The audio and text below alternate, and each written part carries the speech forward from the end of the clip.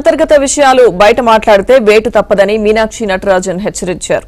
పార్టీలో అంతర్గత గొడవలపై సీరియస్ అయ్యారు. నియోజకవర్గాల్లో ఇన్ఛార్జీల వల్ల సమస్యలు వస్తే వారిని తొలగిస్తామని వార్నింగ్ ఇచ్చారు.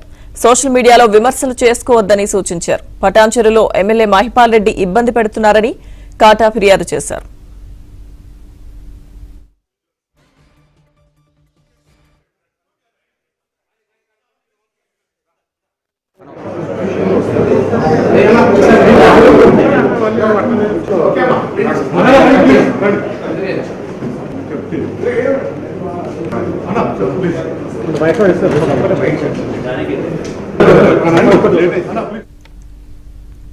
పార్టీ అంతర్గత విషయాలు బయట మాట్లాడితే వేటు తప్పదని మీనాక్షి నటరాజన్ హెచ్చరించారు. పూర్తి సమాచారం మా ప్రతినిధి సిద్ధార్థ్ అందిస్తారు.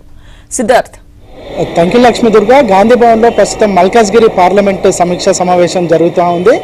కాసేపటికి దాకా మెదక్ పార్లమెంటు సమీక్ష సమావేశం నిర్వహించారు. దీంట్లో అనేక కీలకమైన విషయాలు చర్చకు వచ్చాయి. ముఖ్యంగా నియోజకవర్గాల్లో అంతర్గతంగా ఉన్నటువంటి సమస్యలపై మీనాక్షి నటరాజన్ ఒక కీలకమైన సూచన పార్టీ నేతలకు చేసింది. ఒక నేతపై మరొక నేత తిట్టుకోవడం కానీ విమర్శలు చేసుకోవడం కానీ పూర్తిగా మానవేయాలి. అలా మానవేయకపోతే వాళ్ళపైన ఖచ్చితంగా చర్యలు తీసుకుంటామని మీనాక్షి నటరాజన్ హెచ్చరించారు. ఇక కొంతమంది నేతలు సోషల్ మీడియాలో ఒక నేతపై మరొక నేత విమర్శలు చేస్తూ పోస్టులు పెట్టే సంస్కృతి కూడా ఉన్నది. వీటిని కూడా వెంటనే స్టాప్ చేయాలనే విషయాన్ని మీనాక్షి నటరాజన్ సూచించారు. ఇక కొన్ని నియోజకవర్గాలకు సంబంధించి ఇన్ఛార్జీలు సరిగా పనిచేయకపోతే వాళ్ళపైన వేటు తప్పదనే విషయాన్ని కూడా మీనాక్షి నటరాజన్ సూచించారు.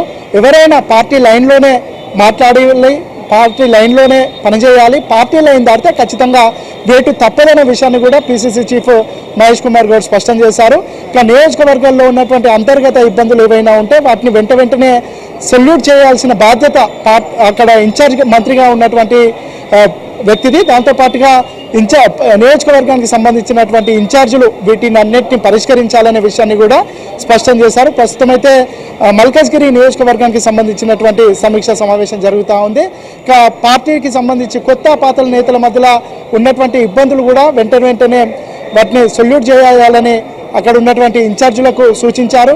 ఇక పార్టీకి సంబంధించి పార్టీ ఇచ్చినటువంటి ప్రోగ్రాంలను చేయడంలో పార్టీకి సంబంధించినటువంటి నాయకులు విఫలమవుతున్నారు.